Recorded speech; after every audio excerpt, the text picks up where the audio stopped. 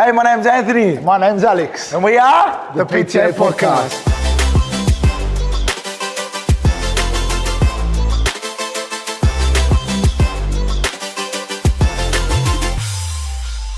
Alrighty, welcome back to the PTA Podcast. Yes. Episode number 6. Yep. I'm excited about this, man. Shout out to Soundcall in Beverly Hills for their amazing setup with the studio. Thank you, Steve. Thanks, Stevie. Alrighty, this episode is a little bit different. It's not something that we tend to talk about, but I think it's a good idea and a good topic to speak about. This topic is about our personal experiences and our personal struggles within our own health and fitness journey. Now, to start it... You're starting it. Okay, all right. I'll start it. To start it, we're going to talk about one thing in particular at a time and try our absolute best to not go too far left or too far right or try to keep it on track. Yep. Right? Now, the first thing we're going to speak about is identifying the turning points in our own health and what made us make the decision to start our own health and fitness journey. Now, mind you, we started ours fairly young. We didn't actually start in a gym or like a lot of our clients. We didn't start at an older age. We started very young playing sports. I was a lover of all kinds of sports. I would play rugby league. I would play Oztag. I'd play touch football. I'd play basketball. I played Ultimately, soccer. Anthony loved bashing people. I played soccer. And then got into boxing. I did kickboxing, which is what he's getting at. I did kickboxing. I boxed for a few years as well. Now I do powerlifting now. I've always loved exercising, right? But specifically going into the gym didn't start till I was about 16 years old. And the first struggle with my health that forced me or that made me want to go into the gym was I maxed out on everything at home with what we had. So I wasn't actually getting stronger. I loved exercising because of the confidence that it built for me in myself. I was always a skinny guy. Still am skinny, but believe it or not, I was skinnier than I am now. And it did affect a lot of my confidence. As a young man, it's one of those things where if you're the smallest guy in the room, you kind of deflate yourself a little bit more just because you don't feel like you're able to hold your own and be as strong as the other guys around you. And a lot of the guys that I was around were taller and wider and bigger than me, and naturally they were stronger. And I needed to change, and I wanted to change, and my change came from simply just going to the gym. So school friends of mine were in 11, so we were about 17. One of them in particular was going to a gym locally, so I followed him and I went to that gym. I started training. Before I knew it, all the other boys in my year, a lot of the other boys in my year, were going as well to the same gym. So we started doing a thing where we go after school every day. Then we started training before school. Then we started training after school. So we trained twice a day. And I absolutely fell in love with the gym because I had stopped all of my team sports per se, right? I stopped all the rugby league, all the touch football, all the Oztag. I think I did a little bit of basketball still, like some local comps just with some mates after school, but got over that fairly quickly. And a lot of it was purely because I started working, right? And when you work as much as I did straight after school, 2 jobs, you don't have much time for anything else, right? So I'd train in the morning, go to work, and then maybe get a session in the afternoon, right? Then I started studying, train before then, go to TAFE, go to work. So it was always, everything was evolving around train, study, work for a lot of my life. And I used the gym for nothing serious. It was more just my own personal reasons. And that was my turning point. And then I started to really feel like I was getting good at it. And then I started to really enjoy it. Then I started to really look forward to it. Then I started to see what I could do in the gym, and I started to test myself more and more and more. Then I found that I actually really enjoyed exercising because I was training with a friend of mine and I was programming things for him to do. And that's how I kind of fell into being a personal trainer, because one conversation led to another and somebody put the idea in my head about looking at it. And I remember I was at our auntie's house back in Battle Park, Auntie Lara and Uncle Michael. They owned TGM. Shout out to the TGM. They had their their house back then there, and I was sitting there on my laptop and I looked up certificate in fitness or fitness qualifications or personal training qualifications. And mind you, I had already been accepted into university. And then when I was looking at that, my whole plan was defer uni for a year, go and do the course at 3 and 4, go back to uni with the course with that certification under my belt, and work while I'm at uni. As we all know, that didn't happen. Yeah, I did that, and then I just fell in love with what I could do for people and how I could help people, and I made some good coin at the same time. Long hours, but at 19, 20, you don't really care. Yeah. But yeah, it was an amazing time back then for me. Yeah. Now give me your version. I'm trying to think of when where do I even start? Start from the start. So, like Ant said, yeah, started with sport. I didn't really do too many sports. I was just very, very passionate and into rugby league. Started playing rugby league from 7, 6? 7, yeah. 6, No. 7? Well, I was started at under 6. Yeah, 7. 7. Yeah. For our local club at Old Saints. And I pretty much just focused on rugby league. I fell in love with it. Ended up being really good at it. Worked my way up to, development squad for St. George High Performance Unit, Harold Matthews, SG Ball. And then I was training with the NRL side as well. Unfortunately, couldn't continue my rugby league career, so tore my AC joint in my shoulder 3 times. And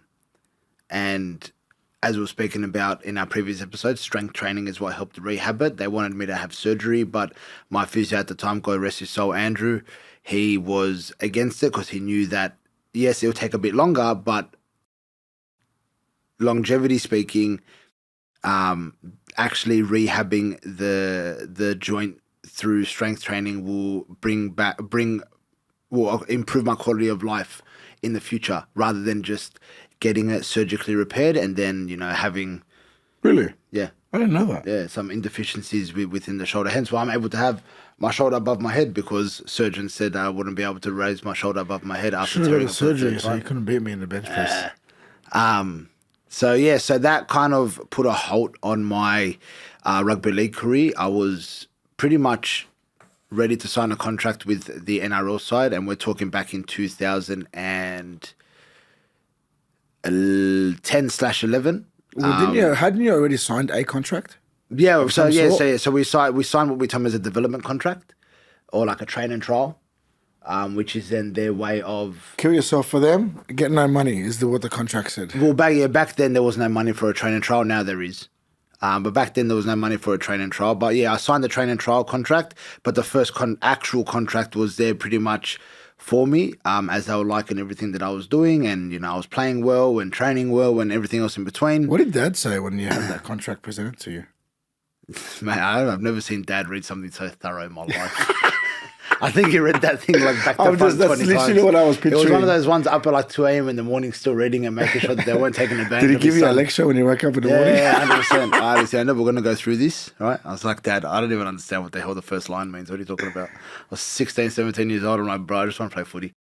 And so for me, my whole life revolved around rugby league, like from everything. It's all I thought about. It's all I dreamt about. It's all I wanted to do. I didn't really focus in school, because when I was at school, I was just thinking about footy. Rugby league got me into the gym, and then obviously my brother, having an older brother, you kind of follow your brother's lead. So when he was in the gym, I was in the gym as well. So that's how I got introduced to the gym, but it wasn't my focus. Obviously rugby league was my focus.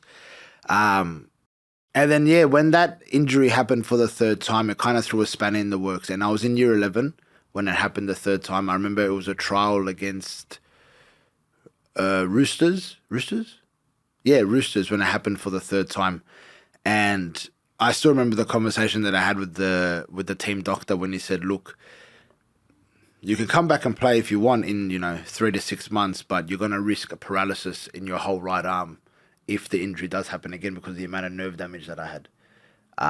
And for me, he was and then he went on to say, I highly suggest, and my professional opinion is that, you medically retire now before you have any other, long-term injuries or issues moving forward. You need your arm to work. Is there any compensation that you got or that they offered you? I'm not trying to spark a conversation, but I'm just curious. Yeah, not back then. Back then the rules were different, man. Back then it was like the NRL wasn't governed the way it's governed now. Right?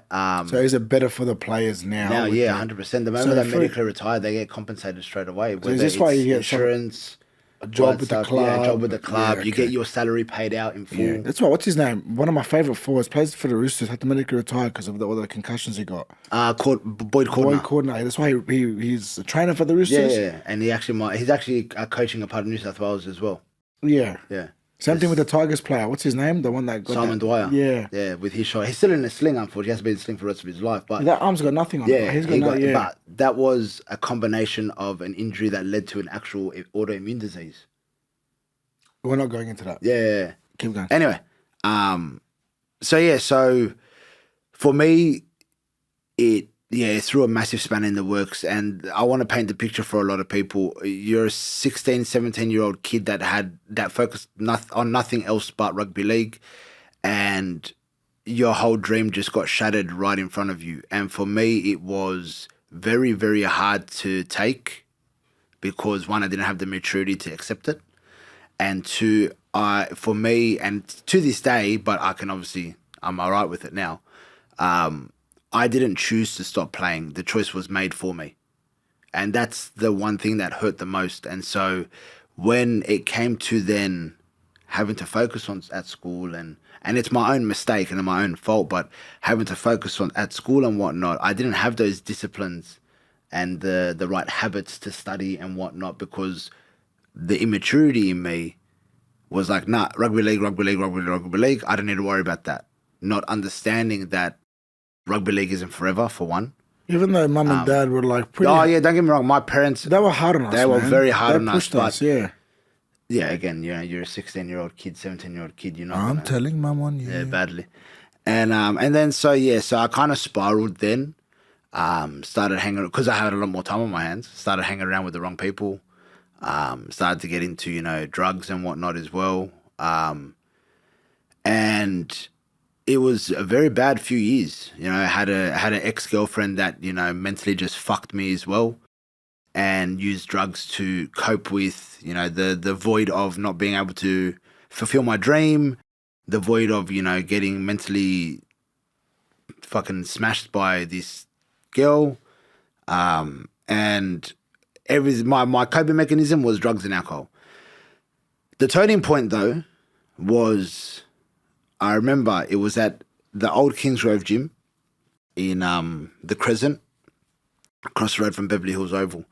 And me and you had always spoken about, training, and you always said to me, bro, you should do something with your training, do a physique comp, just do something, have a goal to work towards with your training. Trust me, it will help. And so I remember there was this one time that I went down, and I still got the photo on my phone. I went downstairs to the bathrooms, our staff bathroom. I know exactly what photo you're talking about. And I took a photo of myself with my shirt off. And then when I looked at this photo, I was disgusted. And when I mean disgusted, I was disgusted with what I saw. The bags under my eyes were fucking ridiculous. I looked like a junkie. My eyes looked cross-eyed. My hair was messy. My beard was disgusting. I had a gut on me. I was what we term as skinny fat, skinny arms and a gut. And I looked like I was just beaten. And looking at that photo on my phone, I was like, nah, what the fuck that's not me. And I remember I walked upstairs to you and I showed you that photo.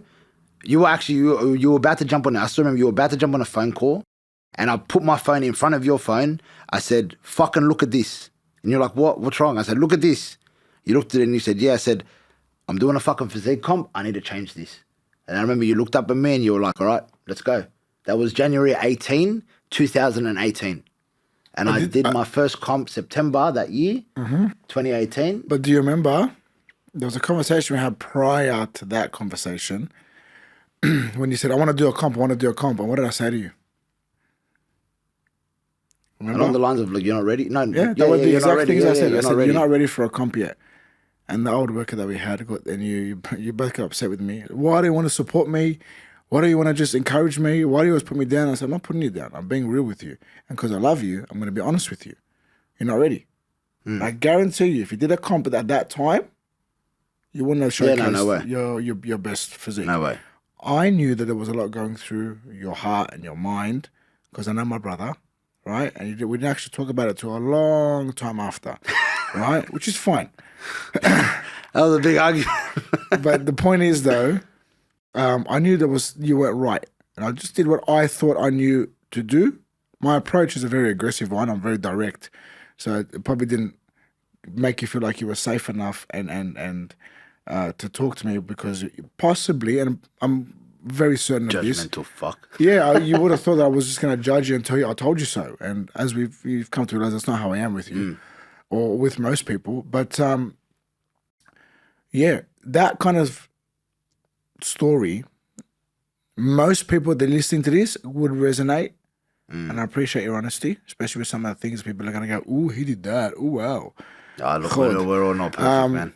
And so when you talk about these kinds of things and then you think to yourself, okay, if I train for something,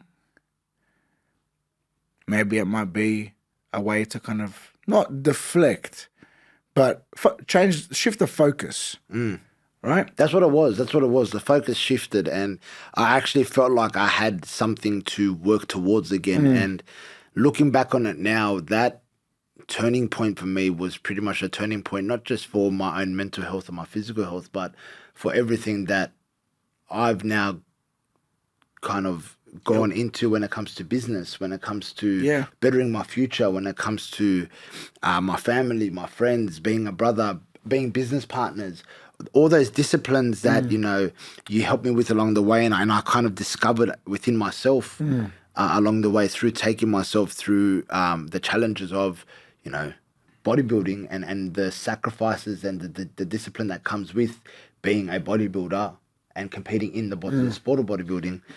I learned a lot about myself, and then I took the same disciplines. And it's funny, it honestly reminded me so much of all the disciplines that we went through when I was in my footy career. The Sunday sessions when I didn't want to train on a Sunday morning, but you'd wake me up and get me the fuck out of bed and say, come on, we're going to go to the park down the road and pass 100 times on the left side and the right side and this and that and sprints and those. You're bringing back some good memories. All those disciplines, it all came back. And then I realized, and I realized for myself, I still have it within me. I just needed to find a purpose again. This is why I think I put a story up a couple of days ago and people got upset with me about it, which is I put up stories for a reaction. This is how I am. If you keep making decisions based on how you feel, it's probably the biggest reason why you're not getting success in any form of your life. I was that person. This whole concept that I've heard it so many times, and I look at it, I'm like, why would you even stop hiding behind that? It's the whole thing of I'm just going to be kind to myself. What is that? Nah, you got to be real with yourself. Since when was being kind to yourself an excuse to lie to yourself? Yeah, hard. Right? Because that's literally what they do. And the people that have said this to me, I'm looking at them, I'm like, I'm not going to fight with you because you've made the decision already, so there's no changing your mind, which is fine. But this is going to be the biggest hurdle for you to get over if you want to see success in the areas that you want. And so I think to myself, why not be harder on yourself? Not in a way where you put yourself down, but in a way where you be real hard on yourself to prove to yourself that you can do something, to show yourself what you're capable of. Right? If you just said, Anthony, I don't want to do the show anymore, I'm just going to be kind to myself, I just got to fix what's going on, I got to just, recharge or refuel, whatever these language that these people use today about how they get over stuff, right? As opposed to, and they do it to deflect, right? As opposed to face it head on, deal with it, learn from it, accept where you went wrong, right? Because generally speaking, and in your situation in particular, when you let somebody treat you a certain way, you've let them do that.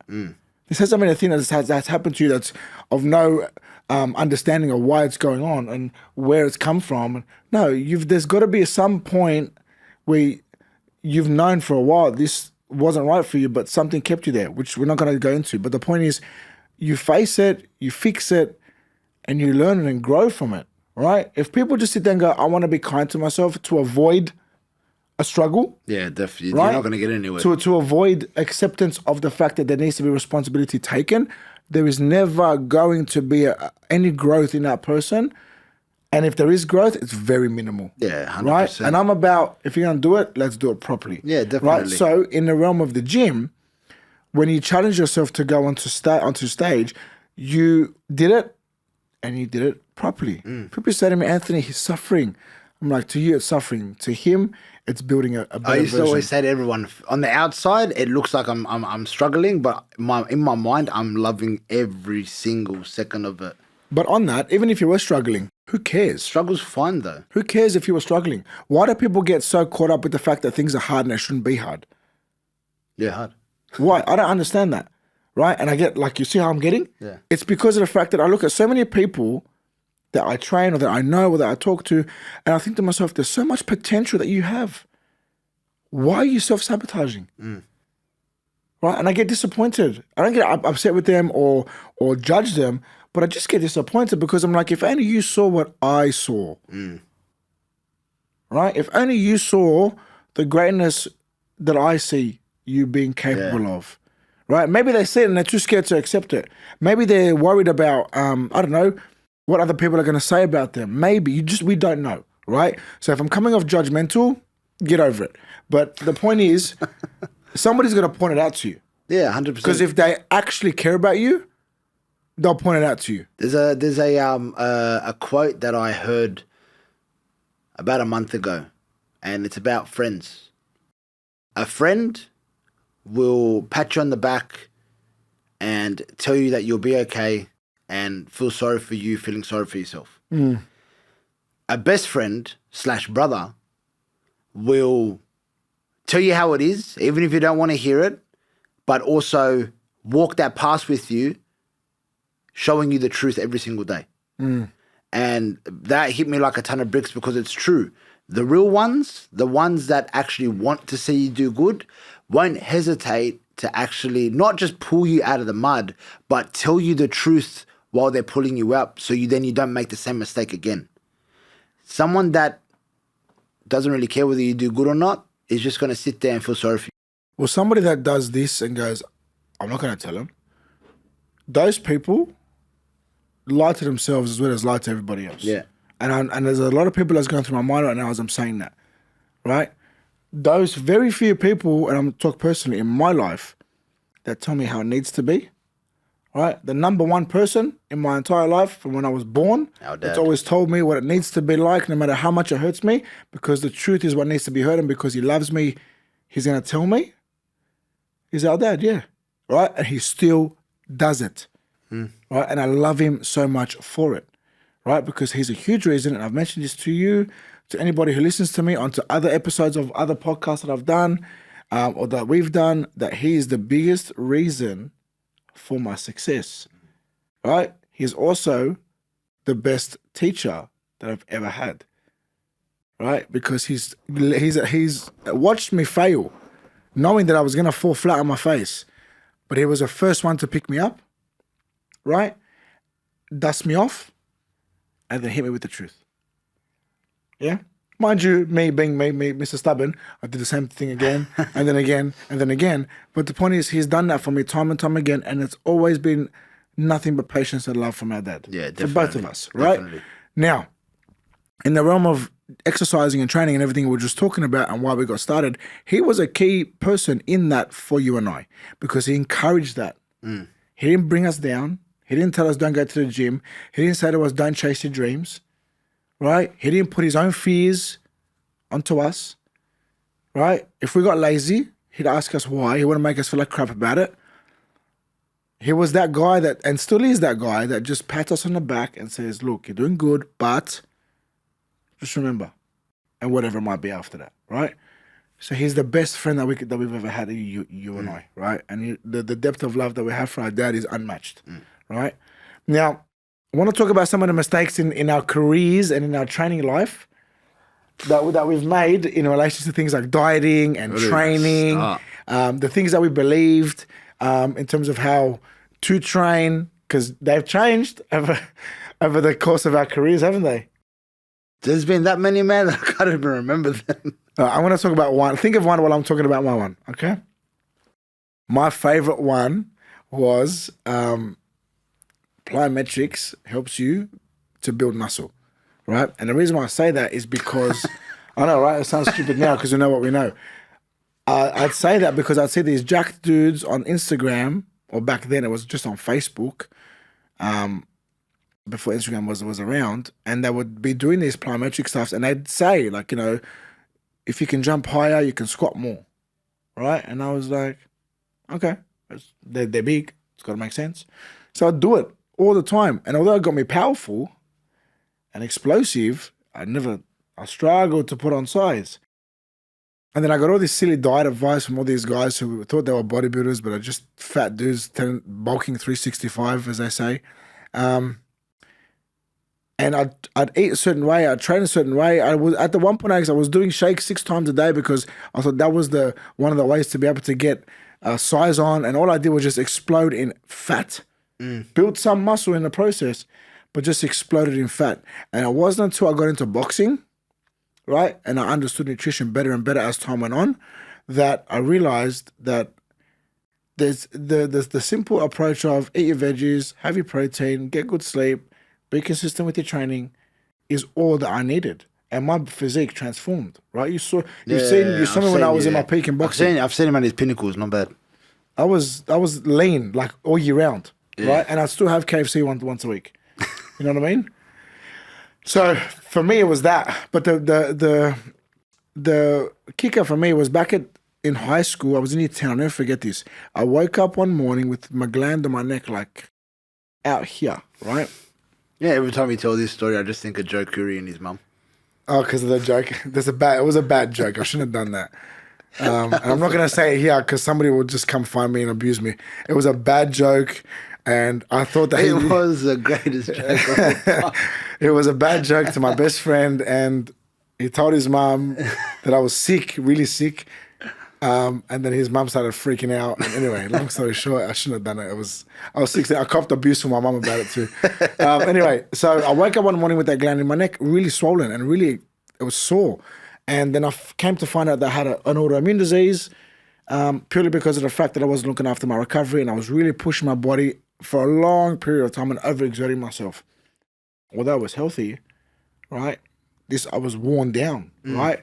Because I was training, and I was obsessive about training because I was training to perform in rugby league, in basketball, in touch footy for Lebanon, OzTag as well for like New South Wales, hopefully, all that kind of stuff, right? So it was one of those things where like I was pushing and pushing and pushing and pushing and pushing, but I was burning a candle at both ends, and it caused me to end up having an autoimmune disease, right? So for me, these are some of the mistakes that I made in my career, and that's what's kind of really taught me how to be able to put together the right kind of thing for the person that sits in front of us in our consults or at the gym that we train, so they don't have to make the same mistakes that I did and suffer the way I did. Yeah, man. Do you get what I mean? 100%. What's one of your ones?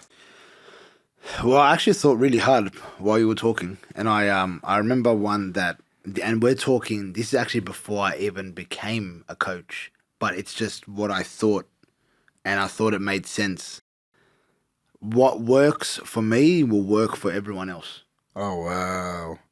All right. So what I mean by that, what got me a six-pack, I thought would just be the same process as everyone else. And I was very wrong about that, because there are so many different people. Genetics are different for everyone. Everyone comes from a different walk of life. Everyone has different lifestyles. Everyone's stresses are different. And so not one plan is going to fit all, right? You can't just throw generic plans out there. I really thought, and mind you, when I thought this, I was like 17, 18 years old. The way I eat will work for, why can't just eat like me and you look like, you know what I mean? Like, I thought that. It's very wrong. Don't ever do that. And what I ended up realizing was that you need to take each person on an individual level. And this is where then we started to learn very heavily, as great as a calorie deficit is, a calorie deficit isn't for everyone. And it needs to be implemented for the right person at the right time. Right? And the example I use is, a client coming to us and they've been eating 1,200 calories. They're already in a very extreme deficit, eating 1,200 calories. What other deficit am I going to put them in? So I can't implement a deficit for them. I have to implement a reverse diet to slowly take them out of a deficit, to regulate their hormones, to get their health back on track, to get their appetite back on track, to get them to understand how to eat more food in a slow manner so they don't put body fat on. Don't put an excess amount of body fat on. And then start to teach them and educate them on how to eat correctly, the importance of eating at a baseline, the importance and when to be in a calorie deficit.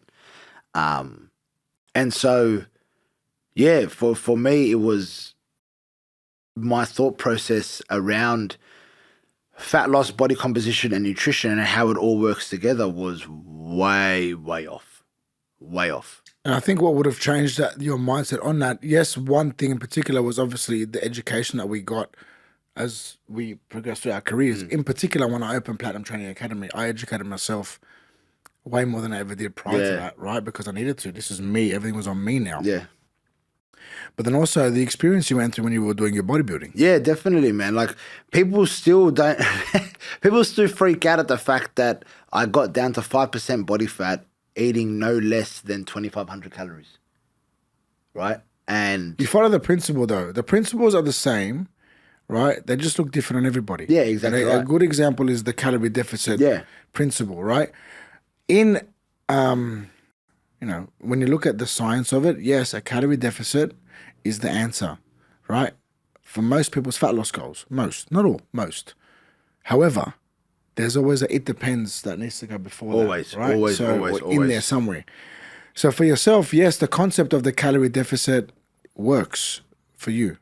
It works for most people. And it works for most people because they understand what their maintenance calories is first. Yeah. Right? And what I mean by maintenance calories is their true maintenance calories.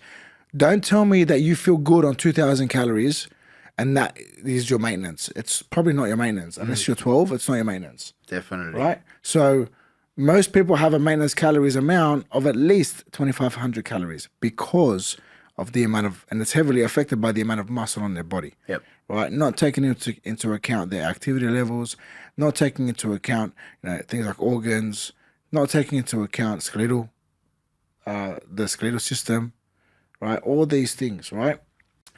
And the resting metabolic rate, the basal metabolic rate, all that kind of stuff, right? So you going into that 2,500 calorie number was a representation of you at a 40% deficit, right? So when you think of it that way, you go, oh, that was him at a 40%. Okay, why is it 2,500? It is what it is, right?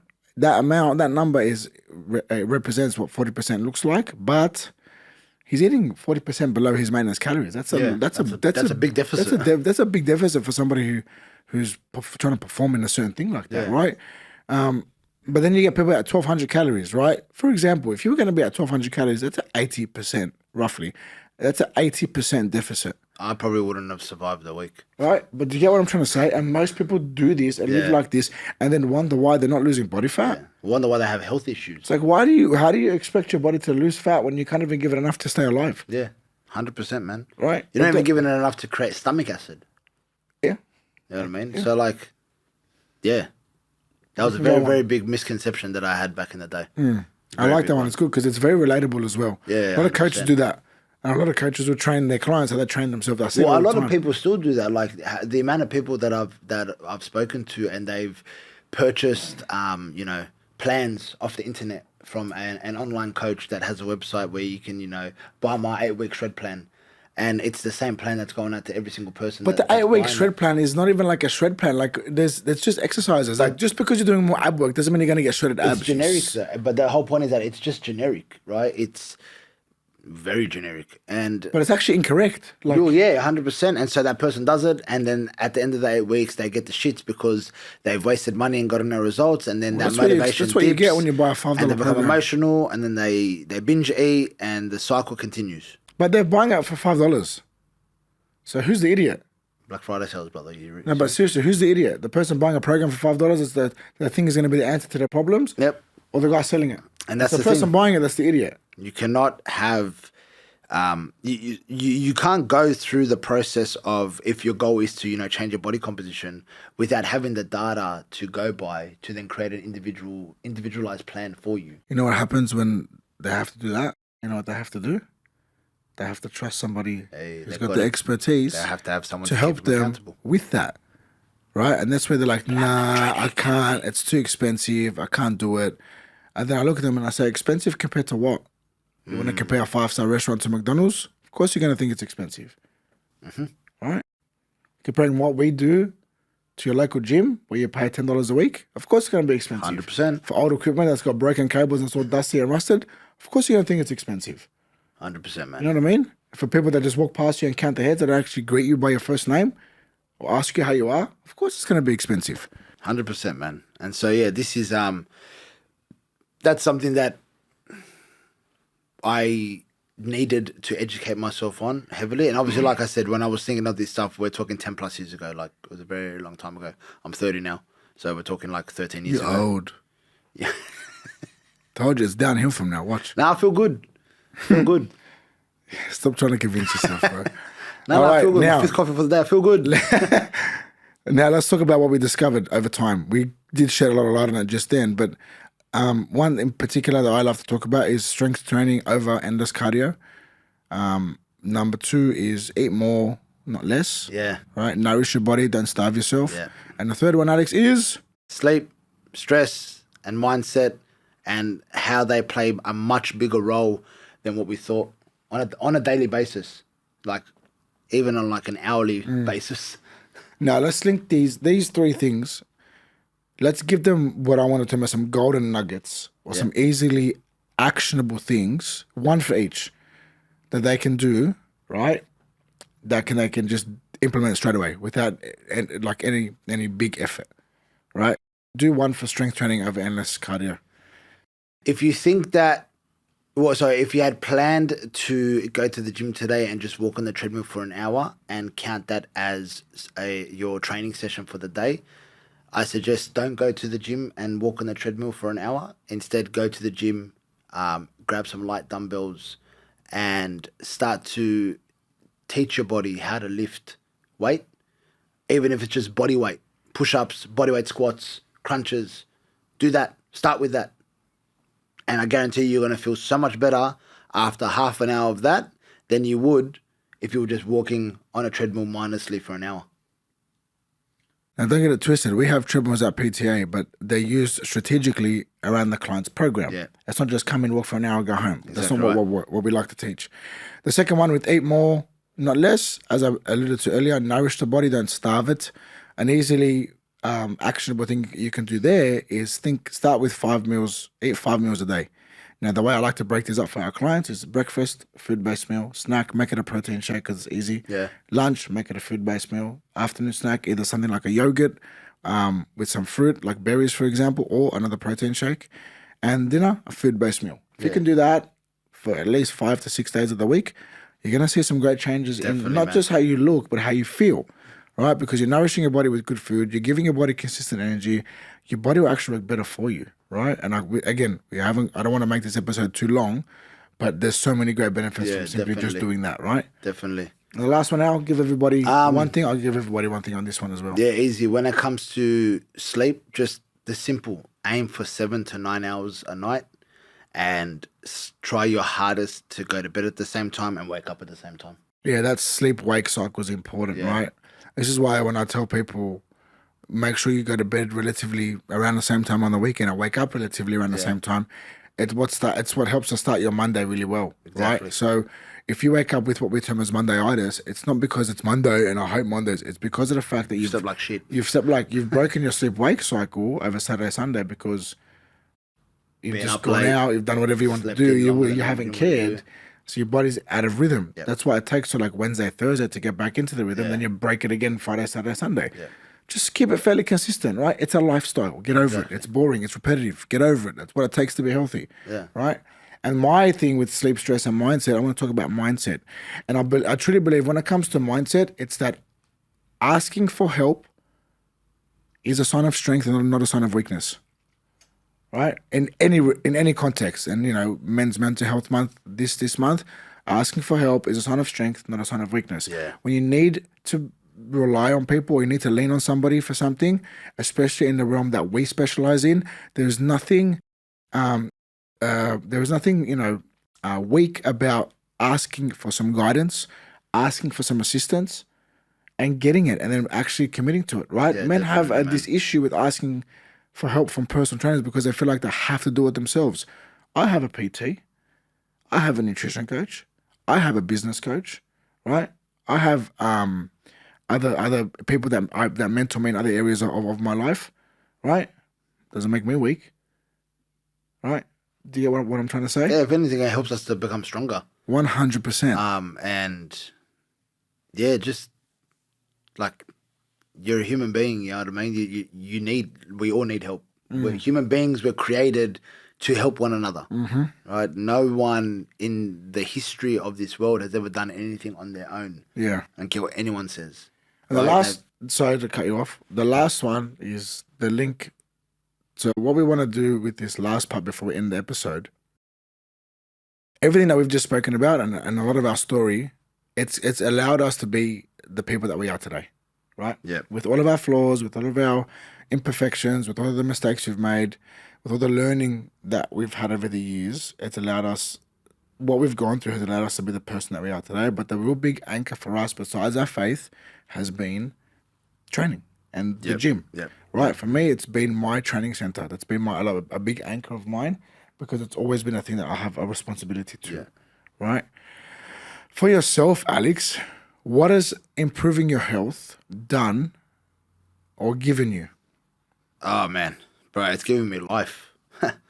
It's actually given me life. It's given me a reason to live. It's given me a purpose, and ultimately, it's led me to be the mentor that I am, the coach that I am, the business owner that I am, the husband that I am, the brother that I am, the son that I am, the friend that I am.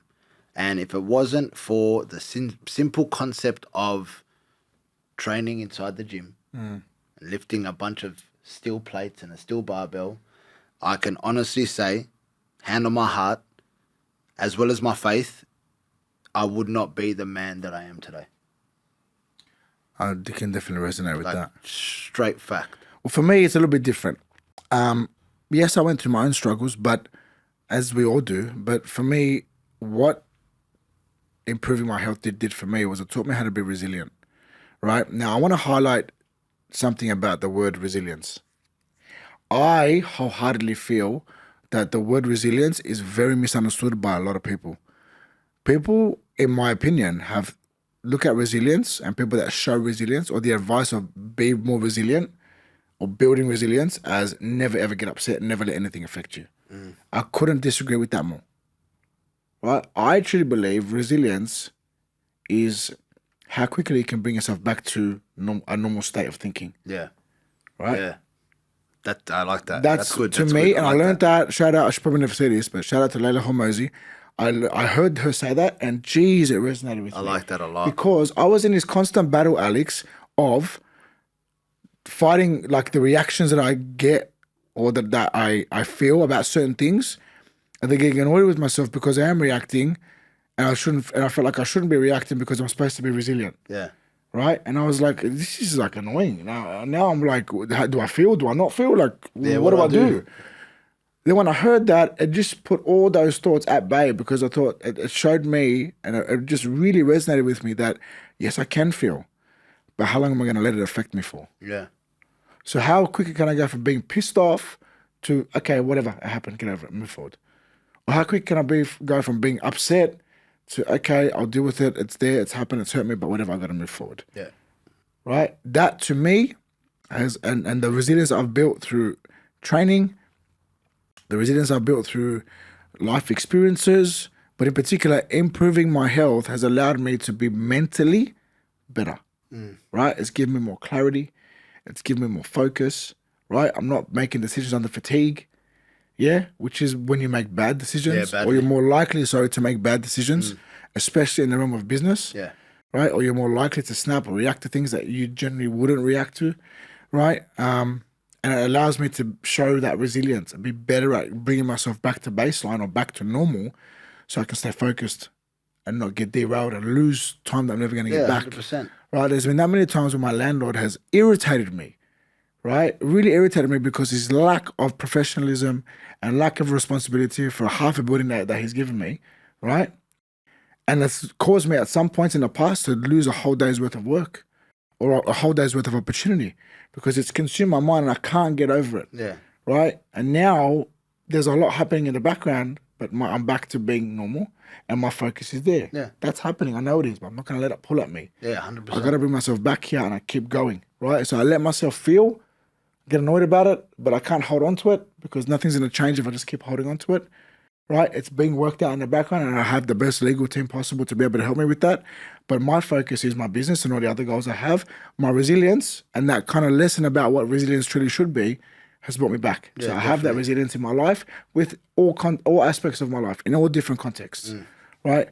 But training does that for me because training helps me clear my mind and be more mentally focused and just be in a better mood so that my resilience is better. 100, bro, 100. That's me. Love it. Did you want to add anything else before we end it up? Quick summary. Two main things you want everyone to take away from this episode. I wish I could still play rugby league and stay strong. Nah, man, just back yourself, trust yourself, and don't be afraid to learn new things. I like that. My two of them is, as I just spoke about, really understand that concept of resilience that I was talking about. And number two, never be ashamed or embarrassed to ask for help. Definitely. Thanks for tuning in, guys. We Have out. a good day.